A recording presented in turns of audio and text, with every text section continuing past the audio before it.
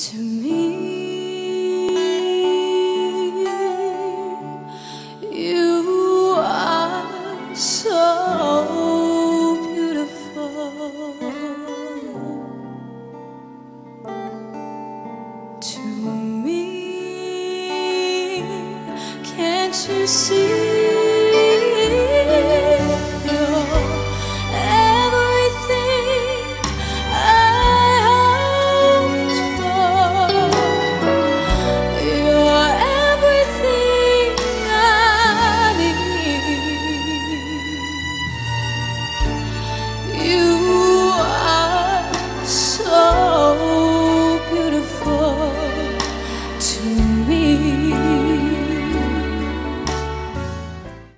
ก็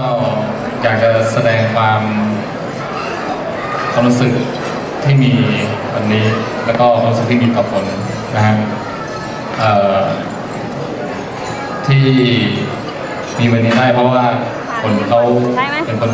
เก่งเข้าใจแล้วก็ขอบคุณป้าอาม่าขอบคุณทุกท่านนะคะที่มาวันนี้แล้วก็อยากให้ทุกคนจำภาพประทับใจในวันนี้นะคะแล้วก็